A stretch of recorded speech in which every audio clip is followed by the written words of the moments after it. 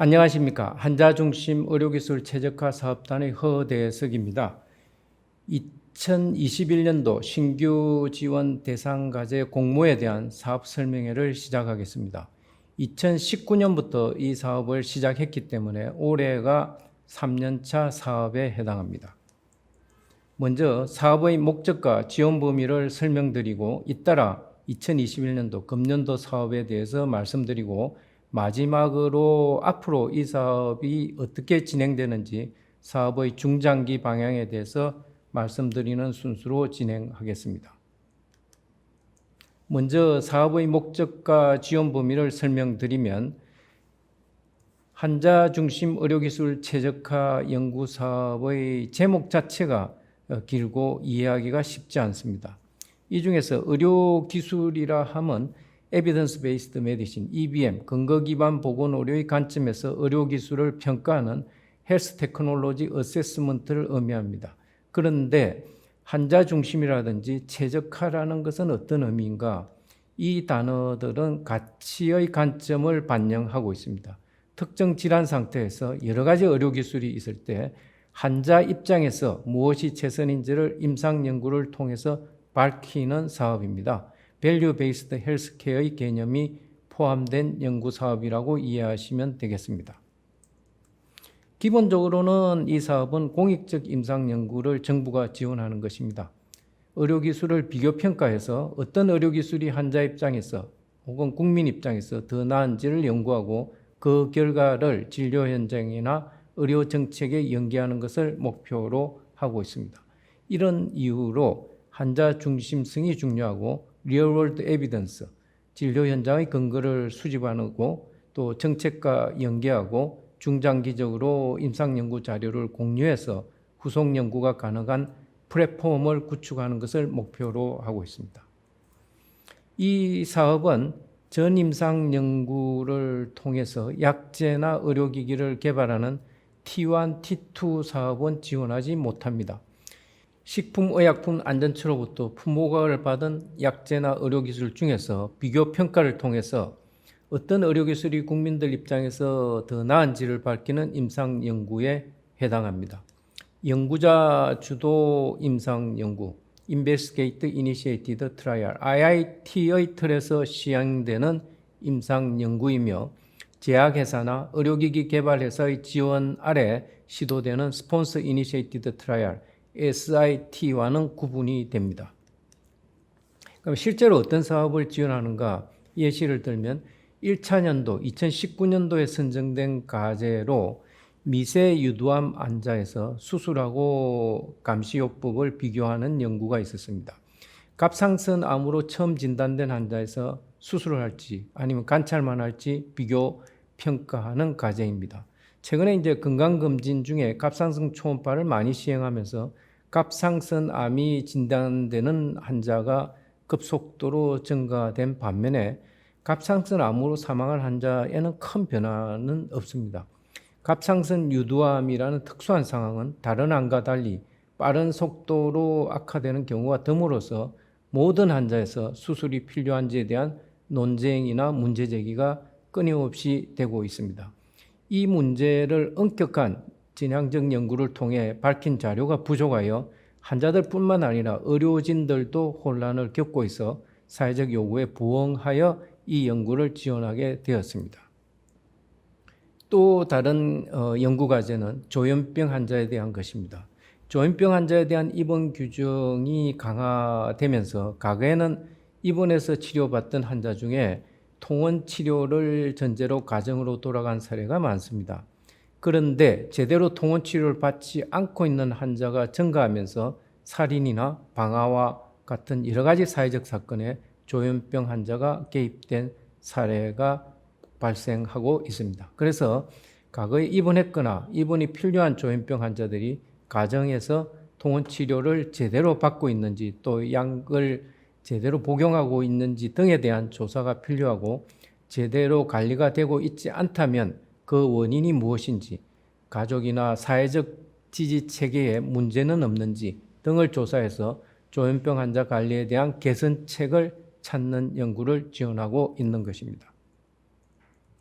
다음은 2021년도 금년도에 새로 공모하는 신규 과제를 소개해 드리겠습니다.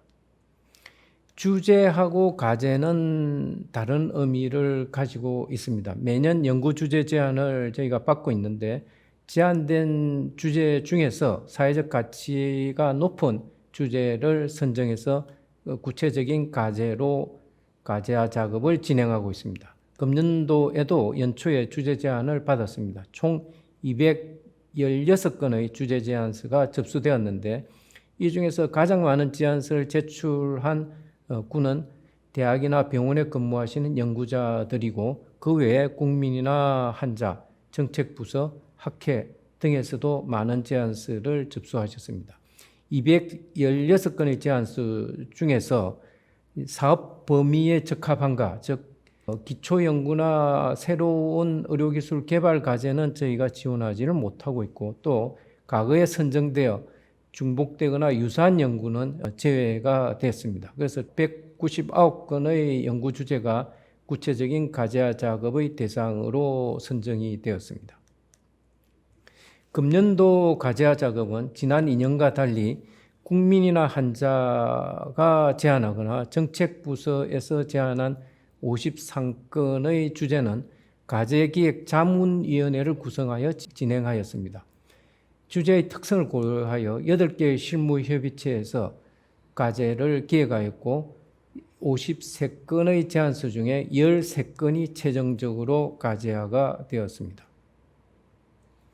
연구자나 학회를 중심으로 제안된 146건의 주제는 5개의 전문 분야로 나뉘어져 선별 작업이 이루어졌고 이 중 48건이 과제화되었습니다.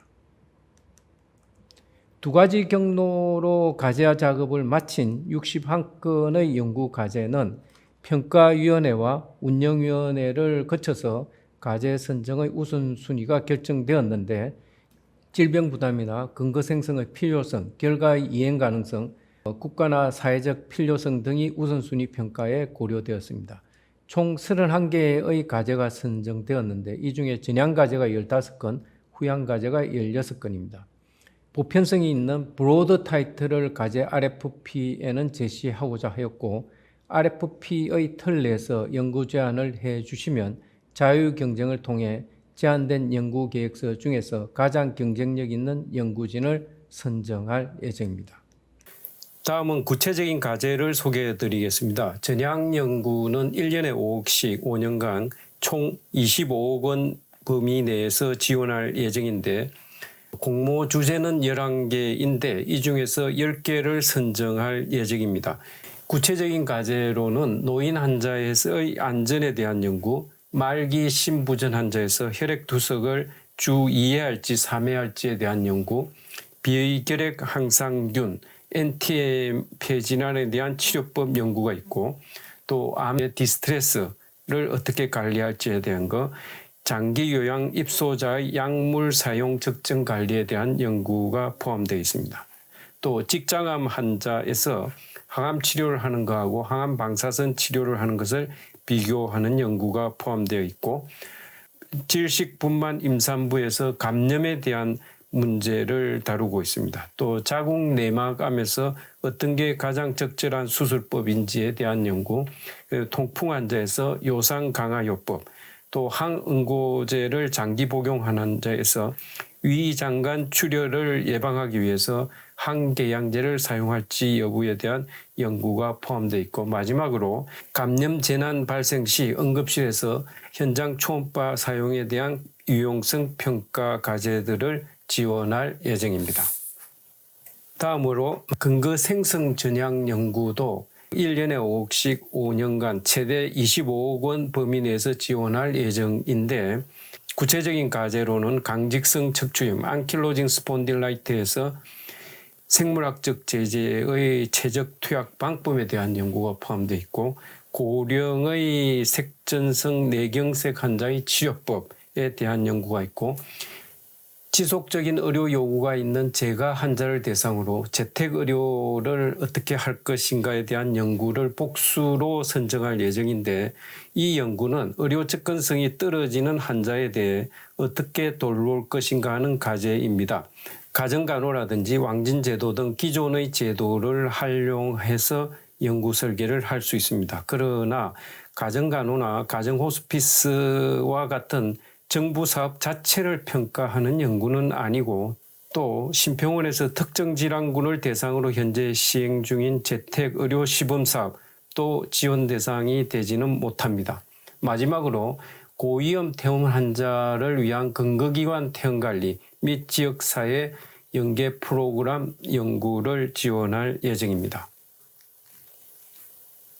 후양연구는 1년에 1억씩 2년간 최대 2억의 범위 내에서 지원이 가능한데, 구체적인 과제로는 국내 고위험 산모에 대한 연구, 급성췌장염의 치료법, 항방변성 환자의 치료법에 대한 비교 연구가 포함되어 있습니다. 또 디지털 병리 시스템에 대한 연구를 포함하고 있고, 또 류마티스 관절염 환자에서 간질성 폐질환에 대한 평가가 포함되어 있습니다. 또 비만 대사 수술에 대한 거하고 암 환자에서 뼈전이를 어떻게 진단하는 것이 좋은가 하는 과제가 포함되어 있고, 또 국가암검진 사업에서 위내시경, 대장내시경의 적정 연령 설정에 대한 연구가 포함되어 있고, 경피적 대동맥 판막 삽입술의 치료 효과 및 비용 효과 연구를 지원할 예정입니다. 또 초기 유방암 환자에서 추적 관찰 방법의 최적화 연구가 포함되어 있으며, 마지막으로 심근경색증 환자에서 최적의 LDL, 콜레스테롤 목표치 설정 연구를 지원할 예정입니다. 의료기술 근거생성 후양 연구로는 5개 과제가 공모할 예정인데, 갑상선 기능 한진증에서 저용량 방사선 옥소 치료, 그러니까 동요원소 치료에 대한 연구가 있고, 급성 뇌경색 환자에서 베타 차단제에 대한 연구가 포함되어 있으며, 만성 골수성 백혈병 환자에서 표적 항암제의 최적 요법, 그 다음에 1차 의료의 지속성 포괄성, 이 과제는 주치 제도를 비교 평가하는 연구입니다.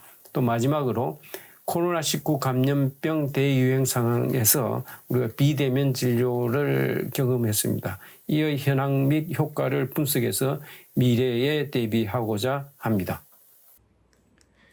다음으로 본 연구사업의 중장기적 사업 방향에 대해서 간단히 설명드리겠습니다. 이 사업은 2004년부터 연구자 주도 임상연구사업으로 국가에서 지원해오던 질환별 임상연구센터 NSCR, 근거창출 임상연구 국가사업단 NHCR, 국민건강임상연구사업의 연장선상에 있습니다. 한국보건의료연구원을 주관기관으로 공익적 임상연구사업을 지원하는 것입니다. 이번 사업은 앞서 말씀드린 바와 같이 과학적 근거를 밝히는 의료기술 평가와 함께 환자중심 최적화라는 가치의 관점까지 고려하여 기획한 것입니다. 과학적 근거와 함께 사회적 가치도 연구에 담아달라는 뜻입니다. 근거에 대해서는 리얼월드 에비던스 수집을 지향합니다. 스폰서 이니시에이티드 트라이얼에서는 엄격한 인클루전 크라이테리아, 익스클루전 크라이테리아를 만족시켜야 임상시험에 참여할 수 있습니다. 환자 안전의 관점에서 바람직한 접근이나 고위험 환자군들이 대부분 임상연구에서 제외됩니다. 노인이나 소아환자, 다른 질환을 함께 가지고 있는 환자는 임상시험에 참여하기가 어렵습니다. 그런데 품목허가를 받은 뒤에는 고위험 환자도 해당 약물을 복용해야 하는데 근거 자료가 부족합니다. 또 품목허가를 받지 않은 영역에서도 약제나 의료기계의 효과를 진료 현장에서 관찰하기도 합니다. 즉 오프레이블 영역에서도 적절한 조건을 만족시키면 연구 지원의 대상이 될 수도 있습니다. 가치 영역에서는 밸류 베이스드 헬스케어의 관점이 포함되는데 연구가 쉽지는 않습니다. 왜냐하면 개인적인 가치, 기술적 가치, 의료자원의 분배, 사회적 가치 등 대단히 다양한 영역의 가치 문제를 포함하고 있기 때문입니다. 보건의료 영역에서 하나의 이슈에 대해서도 이해 당사자들이 대단히 많습니다. 신약의 급여 문제만 해도 환자뿐만 아니라 의료진, 제약회사, 보험자 등의 이해관계가 얽혀 있습니다. 그러면 어떤 관점에서 이 문제를 평가해서 답을 찾을 것인지, 결국은 환자 입장에서 최선이 무엇인지를 따져서 결정하는 것이 필요합니다. 저희 사업의 모델인 미국의 피코리의 경우 Patient Centered Outcome Research Institute에서 Patient Centered, 환자 중심을 내세우는 것도 그런 맥락으로 생각합니다. 이 사업은 총 8년으로 구성되어 있는데 1단계는 2023년까지 5년간 주로 전향적 연구를 통해서 데이터베이스를 구축하고 2단계에서는 1단계를 통해 얻게 된 성과를 바탕으로 진료 지침도 만들고 또 구축된 데이터베이스를 기반으로 후속 연구를 해서 의료 정책에 반영하는 것을 목표로 하고 있습니다. 지금은 1단계의 3년차 신규 관제를 공모하고 있는 것입니다. 이번 사업과 선행연구의 차이점을 간단히 설명드리면 과거에는 싱글 테크놀로지에 대한 의료기술 평가를 중심으로 진행되었으나 이번 사업은 5년간 이루어지는 전향적 연구를 통해 리얼월드 에비던스에 바탕을 둔 데이터베이스를 구축하고 후속 연구가 가능하게 하는 것이고 또 연구의 수월성 등 연구자 입장에서 수행되는 것보다 연구 결과가 진료 현장이나 의료 정책에 반영되어 환자들에게 직접적인 도움을 주기를 바랍니다. 마지막으로 연구의 부가가치 창출에 대해서도 고려해야 할 점은 일회성 연구로 끝나는 것이 아니고 자료 연계나 데이터 쉐어링을 통해 추가적인 연구가 가능한 플랫폼 역할을 해주기를 사회는 기대하고 있습니다. 연구 제안서 작성에 이런 점을 반영해 주시기를 부탁드립니다.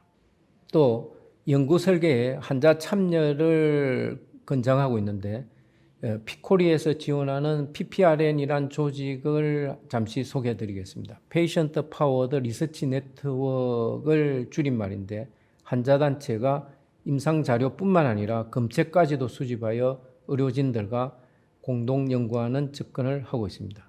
특정 질환군을 대상으로 수행되는 연구에 환자들의 적극적인 참여가 연구 설계에 반영된다면 더욱 바람직하겠습니다. 환자중심 의료기술 최적화 사업에 참여를 준비 중인 연구자분들께 말씀드리고자 하는 내용을 요약하면 리얼월드 에비던스에 바탕을 둔 데이터베이스를 구축하면은 유전체 정보, 의료기관의 다양한 정보, 또 학회의 코호트 자료, 공공기관의 정보 등을 활용하실 수 있습니다. 둘째, 사회적 가치는 환자 입장에서 무엇이 최선인지를 반영하시면 되겠습니다. 마지막으로 일회성 연구로 종료되는 것이 아니고 자료 연계나 융합을 통해 부가적인 연구가 가능한 플랫폼이 구축되기를 기대합니다. 이런 과정을 통해서 사회적으로 해결하지 못한 의료 문제에 대해 임상 연구를 통해서 근거가 생성되면 그 결과가 정책에 반영되어 진료 현장을 개선하기를 바라고 사후평가를 통해서 문제점이 발견되면 후속 연구를 기획해서 해결해 나가는 선순환적인 공익적 임상연구의 파이프라인이 구축되는 것을 지향합니다. 연구 제안서 작성 중에 궁금한 점이 있으면 이 이메일로 문의해 주시기를 바랍니다. 대단히 감사합니다.